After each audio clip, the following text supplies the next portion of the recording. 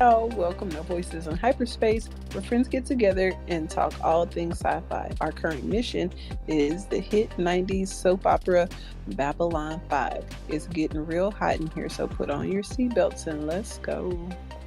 This is Legendary Black Lion. I'm Captain Melisila. And this is Sunday. Today we're looking at Season 2, Episode 20, The Long Twilight Struggle. This is where we're seeing kind of like the culmination of all of the stress and pressure and push that's been happening to our characters this season. We get to see kind of a climax of something. Oh God. Yeah, I'll still use those words. It's appropriate in storytelling. And we get some revelations too. We are seeing kind of like where our characters have gone, where they've been through for the past couple of episodes. You know, the Narn-Centauri War, some of the weird things that have been happening to Sheridan. We're starting to see that is leading to this pivotal point. We start off, we're seeing Londo is meeting with Lord Rifa. He was summoned to Centauri Prime, and which is wild, right? Rifa asked for the ambassador to return home, but there's a specific reason why. Part of it is secrecy, but the other part is how important their meeting is. Londo is not happy about it at all, because remember the last couple episodes, Londo murdered his friend from his olden days, and he always feels like it's Rifa's fault. But if we remember that Londo had choices to make, and the choices that he made put his friend in harm's way, whether he liked it or not. And the only thing he could do was stab him in the gut. Ceremoniously. Yeah, they were wearing like cool matching outfits and everything. Being presented with fancy swords and stuff. Fancy well, Londo wants things to go back to the honorable days of before, so that's what it was like back then, my boy. Yeah. Don't be crying about that shit now. Mm-hmm. And he keeps blaming Lord Rifa. And it's just wild to think, like, the glory days that Londo is motivated by, he's doing all the necessary things to get there, but he is looking at the other person, the other party that's involved, with contempt. In fact, he does that with Mr. Morden too. He's like, I hate you. I hate what you're doing. But if it gets me where I want to go, then fine. We'll go. You know, that's been a big theme in media right now. How do people end up staying in situations that they don't want to be in? When they could get out, when they could speak out, even though there's risk to it, why don't they just take that risk if they don't want to be there? And most of it is power and authority and getting what you want. You're going to do those things that you don't want to do to get what you want. And sometimes that's good. Sometimes I don't want to clean my kitchen, but I want a clean kitchen. And that's good. But sometimes people do things for other people that makes them uncomfortable or hurts other people to get what they want. And you kind of got to draw the line and see where things are and not just go along with tradition all the time. Yeah, and that's the thing with Londo. You can see that he's conflicted on the inside, but that sense of conscience, it's outweighed by what he wants out of the universe. Remember when Morden was like, what do you want? And he's like, I want things to be the way that they used to be. I want the Centauri Republic to be great in the galaxy. I want people to fear us. And they are on the way for that. In fact, like, nobody likes Londo right now. That's very interesting. It's very much romanticizing tradition and olden days. And we're currently doing that now with, like, in our community, Sunday dinner and, you know, the foods that we're eating are literally killing us. It's tradition. We're so attached to it, right? That's our tradition. And then you've got other cultures that will not be named holding on to their tradition and wanting to, like, keep a hold of and bring that back. And it's like, do we not, like, understand and see that tradition was, like, murdering your human neighbors and was it was a really awful and terrible thing. Mm-hmm. And we're so intermingled now that there isn't anyone that is not, just a, I don't know, like a handshake away from being a family member of, every different kind of person. Shoot, some people are And family members, and there are people who are choosing the olden days and tradition, and even if it means a family member dying, we're going to do this thing. It's the tragedy of empire, because empire sacrifices every individual for power and glory. And there are people who are like, yes, we should definitely have power and glory. And that means murdering your friends, murdering your family, anybody that's in the way, so we can have this sense of identity. And so Londo, he's very much reflecting that. And there are a couple of points in this episode where he's reflecting on, like, we're about to cross the point of no return, even though I think he crossed that like several episodes ago. But for sure, it's playing out. So he was called to Rifa's chambers. He was called to the Centauri Prime because Rifa's like, I know how we're going to end the war. What we're going to do is we're going to kill the Narn. We're going to attack them. And we just need your help.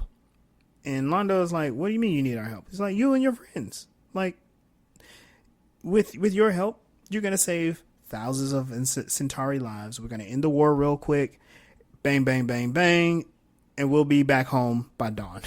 And Londo is all like, I don't think I really want to do this. He's like, come on now. It's like, here comes the manipulation. Yeah. We Come on. need you. Come on. Come We on. need you. Come on, buddy. It's like, yeah, he needs you. He doesn't realize how much power he has. Right. Or Maybe. doesn't respect the power for himself. I don't know. Like, even though you're strong and you have power, it is weaker to have power over others than to have power over self. He has no power over self. He doesn't want to think of self. Nope. He only thinks of others and how they see him and how he can get them to see him the way they want to see him. Nothing about him is about him. He doesn't have any type of what is the word again? He doesn't think inward. Yes, exactly. Thank you. None at all. And it's kind of built on his culture, but at the same time, you have his assistant over here with all the introspection. Oh yeah. Yeah. Like, that's all he does is introspect. And try to help other people, tell people, like, maybe you should look within and see, or maybe, like, how does this, if you don't feel good about this, then stop doing it. And he's still like, no, I gotta satisfy the people with the most power, the people who don't get power, because that's running after that power is the equivalent of the monkeys keeping them off the ladder, which I have not explained yet in this recording. It's okay. We'll get there in a second because I was going to point out this parallel. Londo and Rifa have kind of like an interesting contrast. Londo wants the good old days. Rifa is a master manipulator. You pointed out in our previous Lost recording that Rifa's sitting on the throne. He's sitting on the Emperor's throne. Rifa's part of the regime. That's the shadow government that's in control of the Centauri Republic. And he's just like casually defiling the throne because the person that they put on the throne is basically at his mercy as well. Like, there's a regime that's doing this, and they're doing these different things to make sure that they ensure their power. Remember, they killed the previous emperor's assistant, and they just let that dude die in the hospital. And Londo, I'm sure Londo knows. He knows who his friends are, but he thinks that what they're going to get is fun, the good old days, parties, respect, and really, the person who wants power is going to run over everybody. That's why Londo's friend died. Like, and it was no big deal because it's like, oh yeah, that happens. And they've had two Centauri come in and say, this is not a good way to build an empire. We're just going to destroy ourselves. We had the previous emperor and his friend that he killed. Yep. Both said, like, I've seen this evil. I've seen the height of the empire, and it's not sustainable. It's not, it's not glory. Yeah, right. You get that glory as you win, but then it's fleeting. And they try to tell him, and he's like, y'all don't know what y'all talking about. Right. Right. And so Rifa is trying to reassure Londo, like, everything's going to be cool. We're going to end the war real quick. Meanwhile, Delenn is in her quarters and she is meditating. I just find like she's oddly weird and peaceful. I don't know. I'm not going to make too many comments about her meditating, but you see her face gets there's light that comes in the room, so there's light reflecting off her face, and she smiles, and you hear someone laughing, and that is the voice of the previous actor of Drawl, which I thought was kind of funny because later on it's the new actor whose voice and whose face you see. But anyway, you hear him laughing, and then we shoot over to Captain Sheridan, who is taking a shower and listening to some of the worst stock electronic music. It's like terrible. Yeah, describe it as like new age, like world music. Like if it was done with natural instruments, it would make sense. But since they synthesized it to death, right, it sounds crazy. Yeah. And it's either something that was in like that studio's catalog or whoever is in charge of music and whatnot. It's probably something they put together in the afternoon. It feels the same as like the costumes for the aliens. Let's take something that already exists, yeah, and make it into a robe. Let's take something that already exists, something simple that exists, layer it. Like they could have took two different. It sounds like they took two different styles of drum beats, matched up the rhythms, and then synthesized it to death and layered them. That's what I heard. That's probably what they did. I always think it's funny how certain shows mess around and try to predict future music or alien music. Mm-hmm. Whereas Star Trek was like, screw it, everybody just listens to jazz. And my favorite was the best part about the remakes was what was it, Public Enemy? Oh, you like classical music? Like, yeah, it's exciting and hurts at the same time. Like you just call Public Enemy classical music. It's like, well, but Korn is classical rock now, so oh my God, classic rock. I would like to welcome everyone to the Classical Music Hour. Next, we're going to be listening to The Diggable Planets. Hey, that actually is on theme.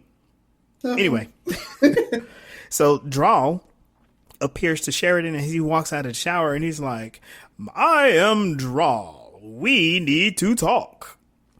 This actor is definitely a stage actor. He is bombastic and just he's loud to a point where it's just cheesy. You know what I mean? Mm-hmm. And I'm wondering, like, were his instructions to like, look, you came back from being really old and you're vitalized and you're energetic and you got all this power. It's like, so the power that he has is coming out through his voice. And I bet it worked on stage, but for some reason it's not working for me on this episode. Right. Like if this was like a jubilant event in a Shakespearean play, like a Midnight Summer's Dream, where they come together for the play and he's introducing the play, that would fit perfectly. Yeah, you're a hologram coming off of a dangerous planet. Yeah. He also seemed like he wanted to laugh, like he was like enjoying himself a little too much with this role. You know what I mean? Mm-hmm. So when Drawl meets Sheridan, this is the first time they meet, and he's like, do you know who I am? Or something like that. And Sheridan's like, I kind of figured it would be you from the planet. I was wondering when you would get here. And then Drawl starts this this big open monologue explaining who he is, but then he pauses. I just thought it was funny because he pauses like, wait a minute. Am I interrupting you? Do you want to get dressed? And Sheridan's like, no, everything's okay. And then Drawl just continues. Like, I feel like Sheridan said something and Drawl ignored him to finish his monologue. And Drawl is basically saying, like, yeah, it's about time that we meet. I need you to come down to the planet. I've been seeing everything that's been going on, and you need to come on down. You need to come down here and talk to us. And Sheridan's like, wait a minute, do I have time to prepare? Can I bring people?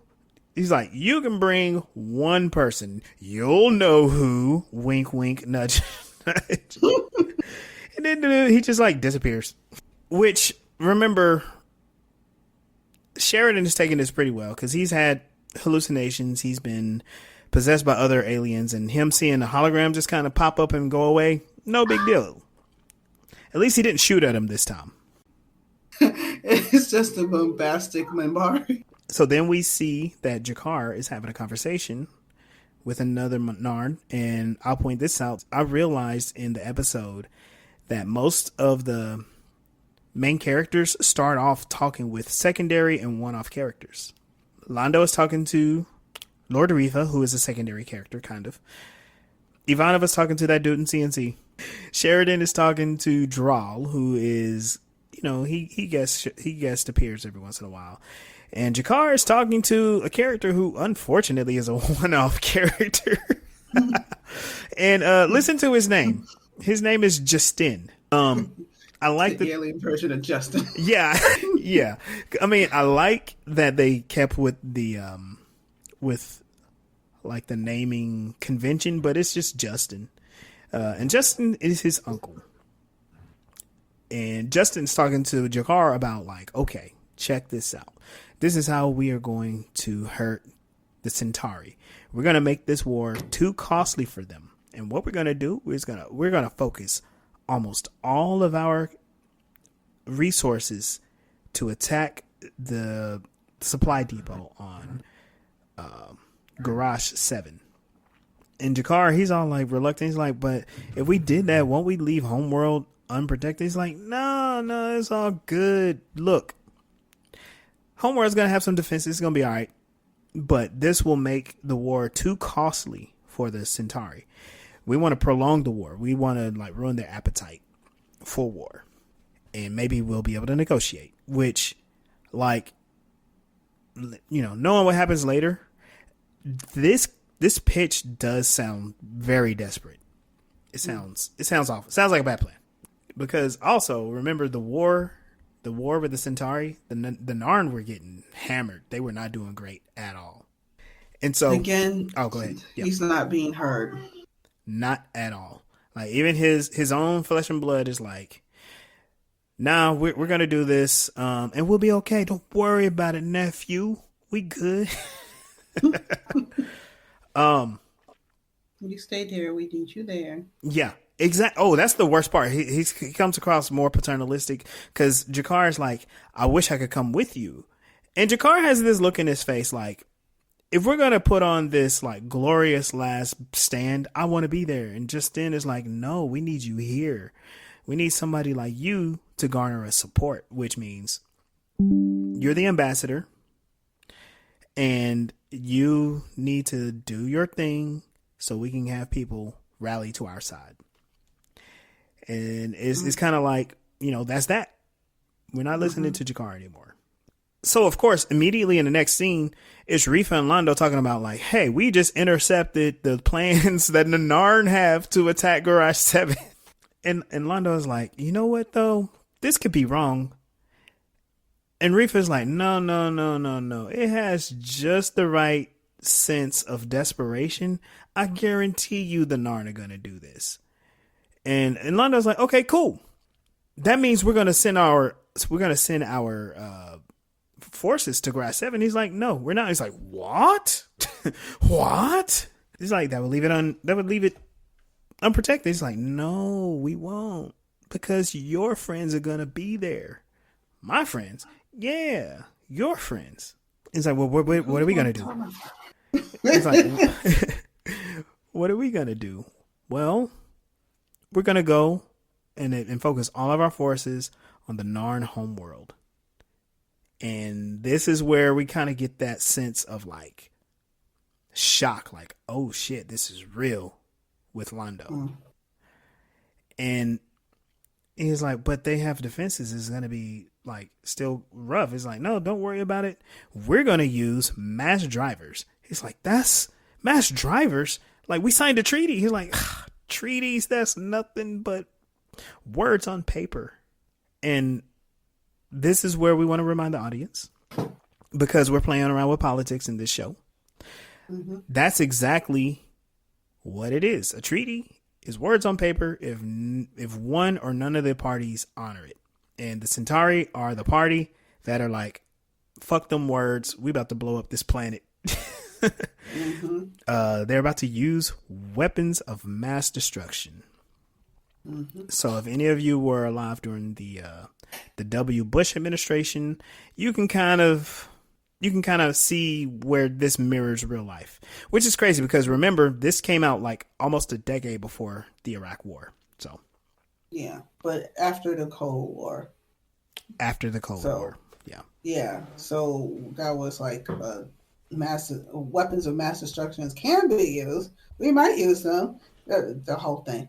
Oh, and then also, like, to explain the mass drivers, it's kind of like they're creating artificial asteroids because they garner more power as they're going through the gravitational pull of the planet. Yep. And we know what those things did to the dinosaurs. Yep. If it's big enough, though, they probably don't have them that big. But basically, that's how much destruction they can do to the planet. You know, I'm glad you brought that up because, well, we'll talk about this in the distant future, but that's one of the plot points in The Expanse. So, if you all haven't watched The Expanse, I recommend watching it. It is a great show. It's on my list of things to watch annually now. Oh. So Rifa, he's explaining like, look, we only need you to do this one last time for glory. And Londo's like, okay, one last time. This is Londo crossing that point of no return, like for real. Because he's a war criminal. He's just agreed to war crimes. Okay. So Sheridan and Delenn, they're discussing Epsilon 3. This is where they have their brief discussion about like each of their messages. They both saw Drawl, and our good old buddy old pal Garibaldi is like, no, I can't let you go down there. How do we know that the message is real? Maybe it's a fake. And Delenn is like, she's actually kind of like brushing off like, what? No, Draw's my friend. I know him. We like totally can go. And Sheridan is like, why would somebody fake a message to us? And Garibaldi's like, well, maybe to get you two on a ship and headed towards the planet. Remember the last time we went, it shot missiles at us. And okay, cool. There might be some bad actors in the galaxy that want to get Delenn and Sheridan killed. I guess because of Earth is kind of not feeling Sheridan that much. And then Delenn is alien. She's a Minbari. So the whole pro-human thing can be a thing. And her people don't even like her anymore. Right. Oh, yeah. Because she went through her little transition. Humans and Minbari don't like Sheridan and Delenn. On the one hand, Garibaldi kind of has a point. But on the other, Garibaldi sucks. And Garibaldi has the same point he always had. It's like whenever Sheridan's like, let's do this, Garibaldi's like, wait, no, what about security? And that, for me, it doesn't give me much confidence. Also, remember, Drawl was the one that had to tell Sheridan about Drawl. It wasn't Garibaldi. Yeah. And as soon as Garibaldi is done with his protest, Ivanova walks in and immediately confirms the authenticity of the broadcast. She goes, yep, we've confirmed it. It's coming from 3 miles beneath the surface of Epsilon 3. And I'm like, shut up, Garibaldi. And he's all like, well, can we at least have a security detail? Something. And we have to remember these are security people that were trained by Garibaldi. we switch back. We see that Rifa is preparing with Londo to go to the Narn homeworld because they kind of have all the cards in their favor. And then we switch quickly to our good old buddy, old pal, Stephen Franklin. He's talking to Jakar.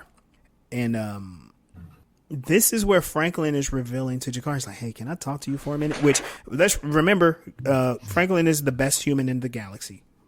Right? Facts. So they got God and the best person in the galaxy. Yeah. Which, I mean, depending on the episode, Franklin is God. Okay. It depends. It depends. But Ivana will hear you say that. Ivanova is the military god, and Franklin is the humanitarian god. He's also he's also the meal plan god, and Ivanova does not like that. There. Yeah. It's polytheistic. Right. And so Franklin is talking to Jakar. He's like, look, now, I don't know what y'all got planned, but let me tell you what I heard from the Narn. It sounds like the Centauri are planning for a big attack because from these Narn survivors, they were kind of beat up and left, and the Centauri took off. It's like, that doesn't sound like Centauri. They're usually thorough. It's like, I know. And he's like, well, what do you think they're doing? He's like, well, during the Earth-Minbari War, the Minbari stopped attacking us directly and went straight for Earth because they were preparing for an invasion. It's like, it looks like total annihilation. Right.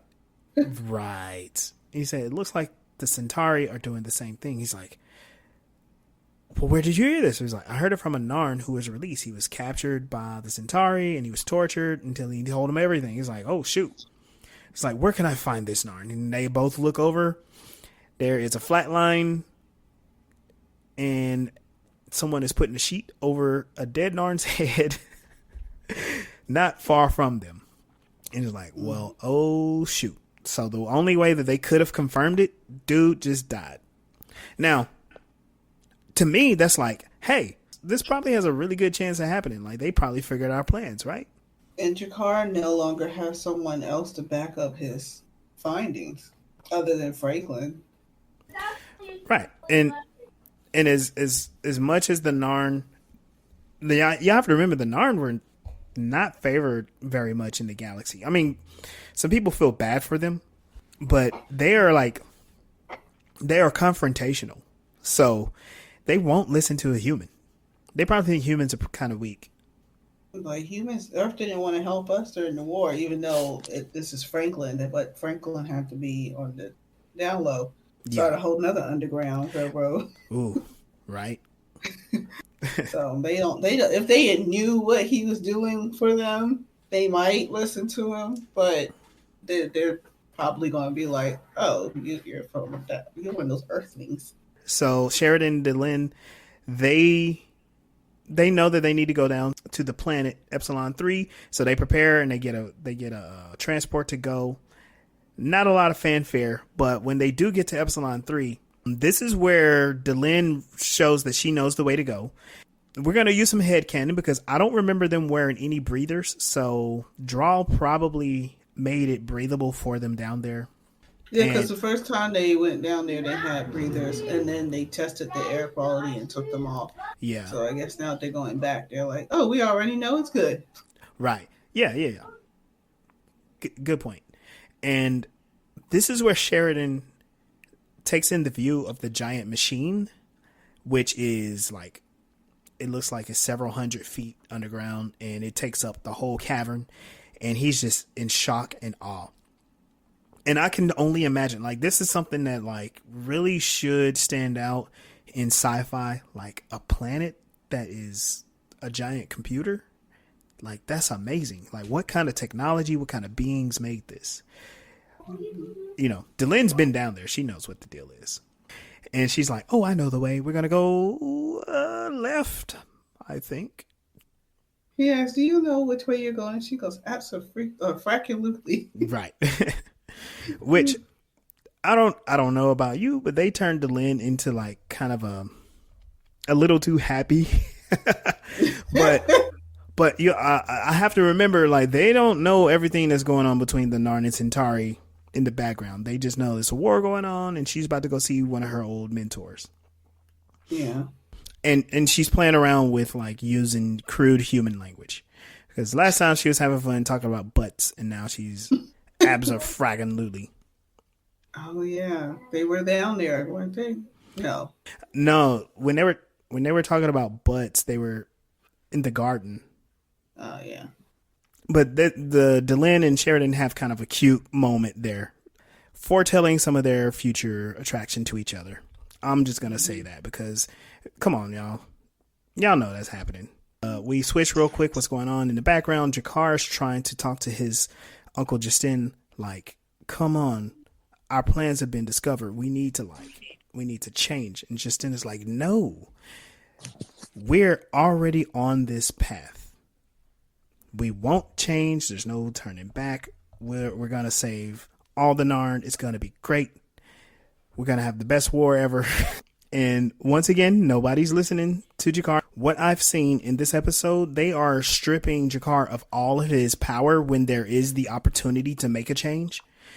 And it's so sad because it's like, all you got to do is just listen to Jakar. Y'all be, I mean, I don't know if y'all be okay, but y'all could defend Homeworld, you know? Mm-hmm. Back on Epsilon 3, Drawl meets and speaks with Sheridan and Delenn, and this is where they finally like see each other, and he's like, "Hey, Delenn, you've changed. I like it. You know, a little flirtatiously or whatever. I don't know, dirty old man like." And Drawl says that he's been watching Sheridan since he arrived on the station. And he compliments his progress. He's like, look, you handled some stuff that I would have gone crazy over. And he says, like, I know your role in this conspiracy of light. You guys are putting together a nice little group of folks to go against your own government. And Sheridan's like, I don't know what you're talking about. He's like, what do you mean you don't know? I know what you're doing. He's like, look, I can see everything. I can see everything. I hear everything. I can do everything. And I also learned about you, about the loss of your wife. And I think you should have an alliance with me. Do you want to create alliance with me? And if he knows everything, he knows all that details, and he knew that Sheridan had just got out the shower when he came to talk to him the first time. Right. And also, it kind of makes sense that he wants to do it on the planet so he can, like, be in control of who hears what. Mm-hmm. And he explains, like, you know, we're going to have the machine at your disposal and all of our resources. We're going to fight together against the darkness. And he says there is the possibility of hope within this Twilight struggle ahead of you. There is the possibility of hope. And it's wild because we're like, okay, cool. Finally, Sheridan is being brought in. He's in the loop. And just as that's happening, the Narn vessels are showing up at Garage 7, preparing to attack. When they drop out of hyperspace, they're all like, hey, you know, how are we doing? We're doing good. Garage 7 is in view. We don't see nobody. And they're like, wait, we got an alarm. Somebody's here. He's like, oh, shoot, can we jump? He's like, nope. Our engines have to reset. He's like, all right, well, looks like we're going to fight. And they open fire. And who are they firing at? The shadow vessels. So the Narn have walked right into the ambush. And this battle ain't going great. Just like the rest of the war, the Narn are getting beat up, but they're getting chopped to pieces by the shadow vessels. Yeah. While this is going on, Jakar is in his quarters, and I thought this was kind of a really good way to present this. He's in his quarters praying while his men are being killed. And it's really sad because Jakar has like the faintest of hopes that the attack will go well. And we're seeing it in real time. Like, not only is it not going well, the Narn are getting like destroyed. They're not amounting any good offense towards the shadows. Then we get to see Justin's ship. They're trying to escape. They open up a jump point, but the shadow vessels shoot something at it, and there's a lot of feedback, and that feedback destroys Justin's ship. So we get to watch Jakar's uncle be murdered in battle. And that's somewhat like what happened to the other guy. that sent the message. Wait, am I ahead of Kefir. myself? No, you're right. Kefir. Okay, yeah. His ship was interrupted, but he was able to send a message before he died. Yeah. But now we have like evidence we can compare. I guess no, we can't because they just gone. Yeah. Unfortunately. So at the end of that battle, all the ships are gone. And we see Jakar, he's completed praying, and he extinguishes the light from the candle with his hands. And then his room is in darkness. And it just made me feel very like heavy, overcome with a sense of hopelessness, because he's over there praying, and his prayer, not only are his prayers not being answered, but the opposite is happening. He wants them to be safe, but they're being destroyed. That was really good symbolism where the prayer stops and the light goes off and he's in darkness, because like the people who died, their lights are turned off too. Oh. Symbolically. Yeah. And it's also just like a trick that's used in theater to show ending or closing or mourning or especially death. Like I close when someone might dramatically die at the end, that's when they just cut off all the lights to build like fear and anguish within the crowd. Yeah. And let pickpocketers come pick people's pockets. Oh, God. Okay. The Victorian period, Oh, jeez. All right. So back on Epsilon 3, Drawl is talking to Sheridan and Delenn. Is like, it'll be unwise for you to talk to your governments about our arrangement. Delenn is like, hey, is it difficult for you to be down here all alone? And Drawl is like, no, actually, my mind is always with the stars. And there are some people who live down here that take care of the machine. They maintain the machine. I get to talk to them too. We find out really quickly he's talking about Zathras. And I'm like, okay, what kind of conversations are they having? Because I know how Zathras speaks. I don't think Zathras is dumb. If they're maintaining a machine, and he also, like, Zathras also has like an understanding of time travel. he's pretty sharp, but he just doesn't communicate that well. Yeah. The communication doesn't match up with his like technical knowledge. Yeah, I've seen that. Yeah, he's autistic. Got it. Hey, maybe so. Short story. Yeah, maybe long story short. Mm-hmm. And but a lot of aliens are coded autistic. So that's true.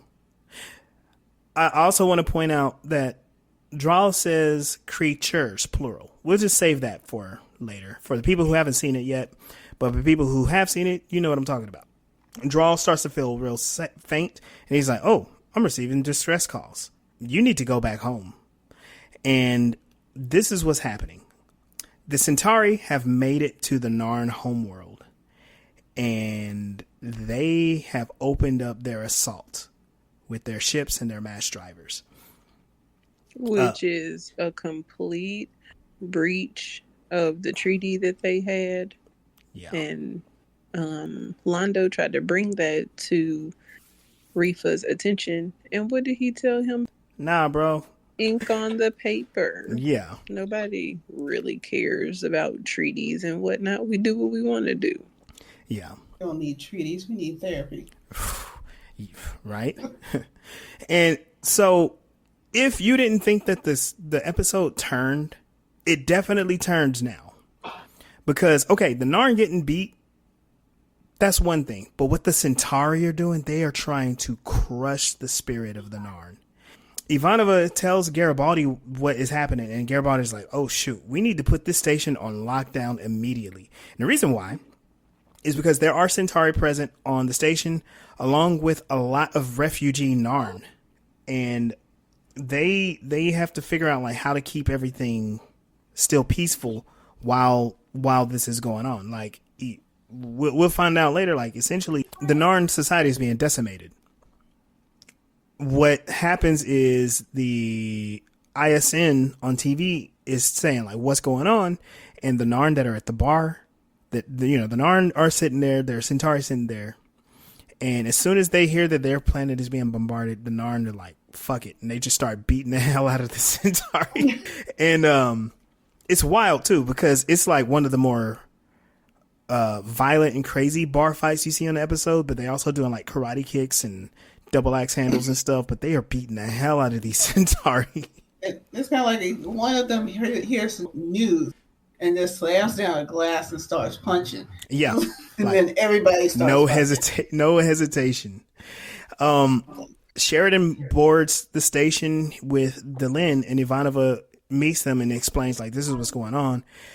And I thought this was very good because it's atmospheric. You might feel that Delenn and Sheridan are like grasping at hope in a desperate situation, but when they come back home, the station is like under curfew. You can hear the alarm blaring in the background. There's no music, just kind of like the hum of the station engines, and security is all everywhere, and it's a war, and the war has touched Babylon 5. And we know that the Centauri resorted to war crimes using the mass drivers. Malari is sitting out of his window watching as the Centauri are bombarding the planet, and it is crazy. Like, he is at the site of the crime. He's at the scene of the crime. The look on his face, like he looks disgusted and proud at the same time. I don't know how this actor manages to do it, but he does it. Yeah. And so we learn that Babylon 5 has been on lockdown for at least 4 days because the bombardment has been taking place for 4 days. They have been blowing up the surface of that planet for 4 days straight. There are protests over the use of mass drivers. Food and water sources are scarce, and the Narn at that time refused to surrender. And what they say is that the Narn are being blasted. They're being blown up back to the Stone Age. And it's wild that they use that phrase because that's exactly the phrase. Was that Dick Cheney? Who was it? It was, oh God, you were so young too. In the Iraq War, they were talking about attacking Afghanistan and bombing them back to it had to be George Bush. Attacking Afghanistan and bombing them back into the Stone Age, and it's like they already live in the Stone Age. Y'all, we've been doing that to them since the Cold War, since the 70s and 80s. But it's just so interesting that those words always keep coming up. So what we're finding out is that G'Kar is contacted by another one-off character, but they're on the Narn homeworld, and they're like, hey, things aren't going so good here. And G'Kar's like, I need to come to y'all. I need to talk to my people. And they're like, no, we need you there. It's like, what? Yeah, we need help, but we need you to be the one to get the help. And, he gets the status update. Now, there's so many people dead. There's so many missing. And that person says, G'Kar, I'm going to ask you to do the hardest thing ever. And this is the third turn in the episode. Because G'Kar sulks into Captain Sheridan's office. And he's not looking at him. And he says, I've been informed by my government to ask you for asylum. The war is going so bad that the Narn are on the verge of defeat and surrender. And in order for them to have help, G'Kar has to be at the mercy of humans now. The character who is introduced as kind of like a villain, a strongman, is now reduced to like a powerless shell. I thought that was like a really strong contrast to Londo. Like, they both have to do something that they don't want to do, but Londo's doing it for glory, and G'Kar is doing it to protect his people, or at least to be there to protect his people in some way. It's a sacrifice. He's sacrificing his power, really. Yeah. Well, it's like I said, this whole episode, it seems like it was to rip power away from G'Kar. First, they show him when there is a chance for people to do things, nobody's listening to him, and now there's no more a chance to do anything. The only thing that he has to do is like seek sanctuary, which is what I meant to say earlier, to seek sanctuary. And Sheridan grants it.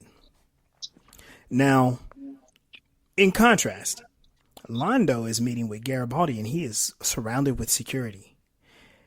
And Garibaldi, he's like, he looks at Londo with disgust, but you know what? He's just doing his job. And Londo is like, we need to convene the council. I have an announcement to make. And so in the council chambers, Londo announces the terms that the Centauri are imposing on the Narn. He says the Kari is to surrender for trial and sentencing and be charged with war crimes, which is wild because remember, the Centauri are the ones committing war crimes. He then announces like for every Centauri killed, they will kill 500 Narn will be executed, including the Narn's family. He says the Centauri will appoint a provisional government to rule over Narn, basically to rebuild a more civilized Narn government as a colony of the great Centauri government. Like Jesus, that's just like colonization. This is like that's apartheid, basically. Like you can't rule yourselves, we'll rule you. It's gonna be great. And then there's a little moment because after he's like announcing this stuff, he has like this look of disgust on his face. Londo clears his throat, and it just looks very old. You know what I mean? It's like a real moment. Like he has all this power, but he has to submit to a sore throat. It's just weird. I thought it was an interesting choice. But he been barking orders since he got on the daggone station. He explains that Jakar, being a member of the Kari, needs to be handed over for arrest, and that's where Sheridan is like, well, what's interesting? Before this meeting, Jakar came to me, asked for sanctuary, and I granted it. I don't recognize your authority. Yeah. And then, and what he says is like, well, part of the treaty is that they surrender. It's like, I didn't sign that treaty. And that's what you and the Narn is. I didn't do that. They ain't got nothing to do with me. Mm-hmm. Yeah, but he want to say that his affairs with the Narn is none of Babylon 5 or Earth's concern. Right. Exactly, because when they ask for observers, it's like, nope, denied. Yeah, that comes after. Yeah. No, that was in the same. That was all in this meeting. Yeah. And rules for thee, not for me. Right, exactly. And so he barks at Sheridan. Jakar is not an ambassador anymore. He is citizen Jakar, and we don't allow him to speak for the Narn people. So you need to have him removed from these chambers immediately. Sinclair is like, we need to wait. And then again, Londo barks at him. He's like, you need to do this now. His voice echoes through the chambers, and it's very like striking, And it's kind of weird. Like, how does Londo have authority over who can be in the chambers? That's Sheridan's job. That's Sheridan's authority because he's in charge. Sheridan's a diplomat. He has authority over how Babylon 5 would be involved, but the wars between the Narn and the Centauri are setting the terms, and so to avoid conflict, the council has to also accept the terms, or they get involved and intervene on the behalf of the Narn, and he falls short of that because the humans, we'll find out, don't have the will to oppose the Centauri. They have something else going on, but that's next season. And the music is very dramatic, and this is where Jakar begins to shuffle slowly towards the door, and he stands in frame in contrast to Londo, and he recites, I think, one of the best monologues in the entire series. And I'm going to share it right here. Jakar says, no dictator, no invader can hold an imprisoned population by force of arms forever. There is no greater power in the universe than the need for freedom. Against that power, governments and tyrants and armies cannot stand. The Centauri learned this lesson once. We will teach it to them again. And I was like, ooh, sends shivers down my spine. And he goes, though it takes 1,000 years, we will be free. And then he shovels out of the chambers. Powerful. He lost all his power and still kept his dignity. Right. And on the opposite side is Londo, who has not one single shred of dignity left so he can have the power and the glory that he's been looking for. Mm-hmm. He in there throwing a tantrum like a toddler. Mm-hmm. So we're almost done with this episode. Malari is contemplating the Centauri's next moves. I'm not going to get into that right now because the next season we'll be hearing about what needs to happen. But Sheridan offers help to free the Narns, and he's talking to like this completely deflated Jakar, and Jakar is like, he has this like, help us now? Like what? Sheridan's like, yeah, I'm going to offer every resource and contact that I have to help win back the Narn. And Jakar says this, and this has to be like a chilling stab. He goes, the last time I offered anyone help, we were at war in 24 hours. So he's just completely crushed. He doesn't believe that he has any real friends anymore. Mm-hmm. And so we hear about what happened to the Narn, surrendering and everything that's wrong with them from the news. Sheridan is called away to a meeting. And I don't know where they're meeting. It seems like it's either like a break room or something, maybe a cargo bay. Yeah. And there's a lot of people down there. I thought it was like a cargo hold or something. Okay. Because they got plenty of them. I mean. Yeah. And it's a lot of people down there. Humans, Minbari, Ambassador Kosh. And he's like, who are all these people? And Garibaldi says, these are the Rangers. Like, these are a lot of different people who've been working undercover. And Garibaldi gets called out immediately. Sheridan is like, why didn't you tell me? And I believe Garibaldi says something like, oh, we had to make sure that you were on the up and up. Like, what? What? But Delenn explains who the Rangers are. And she says, we've been working in shadow. And the Rangers have been working exclusively under my command. So today I transferred joint command to you, Sheridan. And Sheridan's like, whoa, okay, cool. And he says, I was hoping things would get better. And I think that they just did. He says, and then he opens up with a speech to the Rangers, like, tell the other Rangers, tell the ambassadors that B5 stands with you. And they're basically the light that's going to stand against the dark. And we have a completed episode. Now, if this episode finished the season, that would have been great. But the next two episodes do. What the next two episodes do is add a whole bunch more context to what needs to happen. So, like, if this episode was the end of the season 2 conflict, season 3 is introducing. I mean, the next 2 episodes are introducing season 3 conflict. Right, because we have these conflicts happening. We had Out of Front, the Centauri versus the Narn. That's the war in the galaxy that's like really ruining the purpose of Babylon 5. But then we have these shadow governments. Whatever is going on with Earth versus non-humans. And then whatever Londo's issue is with the shadows, right? And let's use these words. We have a contrast now. We have Londo working with the shadows. We have Babylon 5 and Sheridan creating their army of light. Let's not spoil it, but we're gonna continue to like visit and accentuate that theme in the next 2 episodes and all of season 3.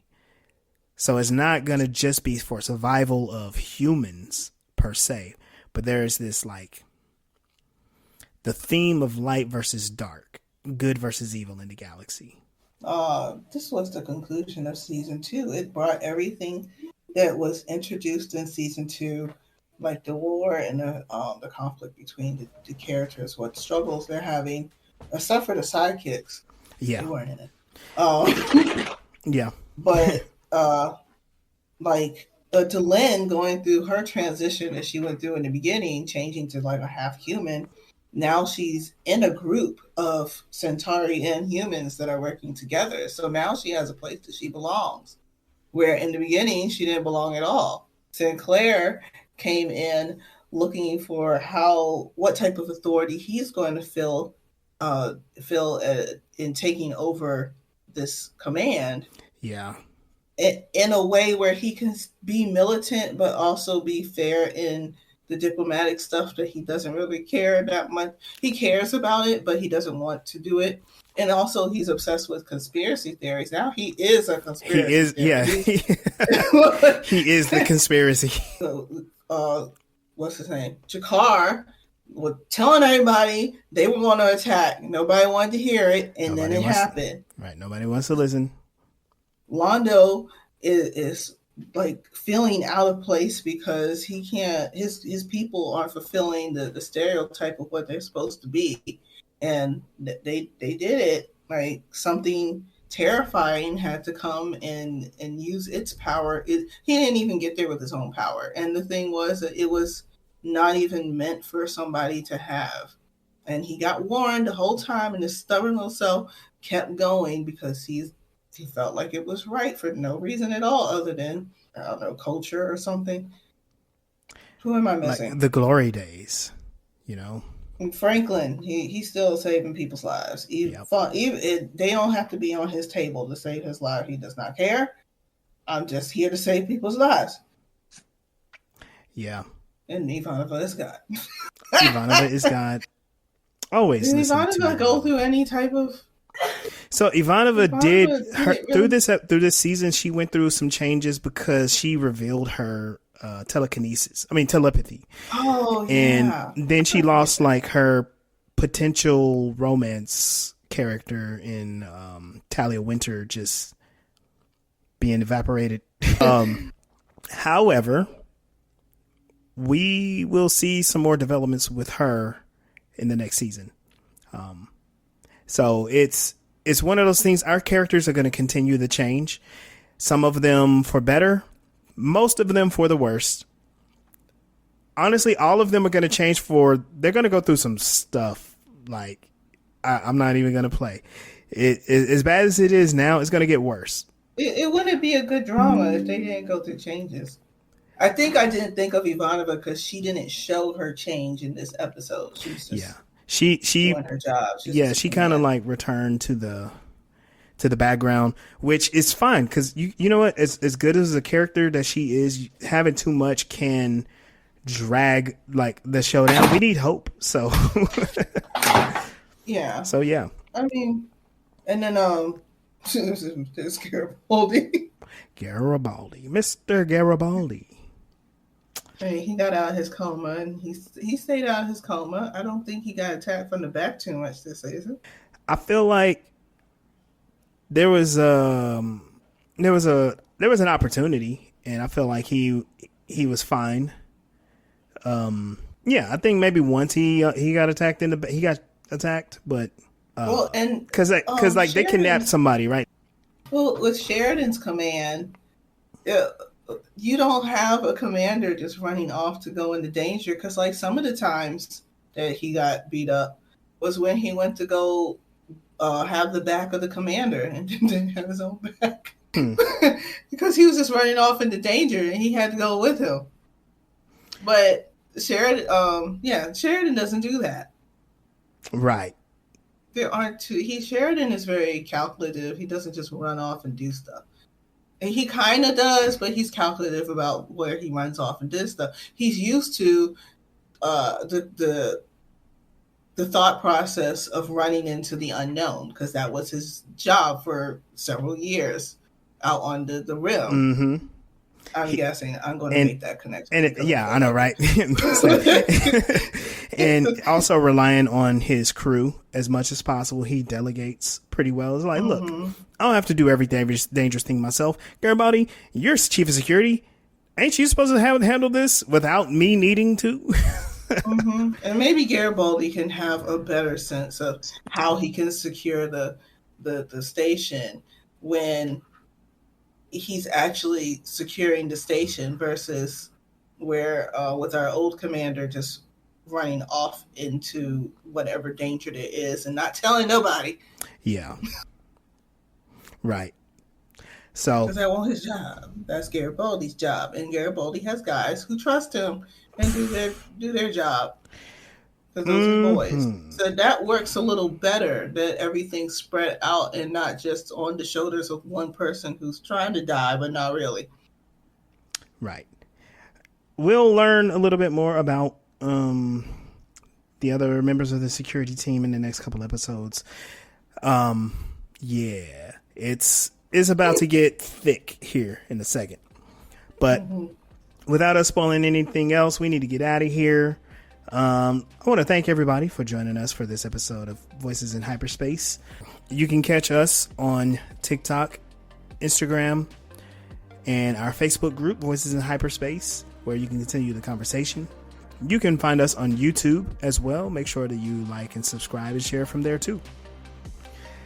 You can find me, Legendary Black Lion, on Instagram at Legendary Black Lion, where we will talk about all kinds of random stuff. Oh, Mel, I was sharing with you earlier. I'm going to share it here so it makes it real. I have dipped my toes into sci-fi writing. I have written the beginnings of a story. It's either chapter 1 or the beginning of chapter 1, depending on where I go with it, but I'm having fun with that process. All right. And I just started the beta reading of my current book, and I'm starting on the next one. Nice. Started the layout for the next book. Yeah. You're getting things moving. Yeah. Where can people find you? At melsrebellion.com. You can also find Mel Asylum on TikTok. I realize my TikTok is not on there on the website, but my other socials are linked on my website. Yeah. You can always find me on TikTok. I go live on Saturdays. You can come chat with me about sci-fi and have some fun. Yeah. And I commit to doing more on TikTok here pretty soon. Now that I have a few things figured out better in my life, so it's going to be great. Yeah, y'all know I just be out here playing Pokemon, not on the interweb. So, yep. Y'all have a good one. Good night. Thank you for joining us, and we'll see you out there.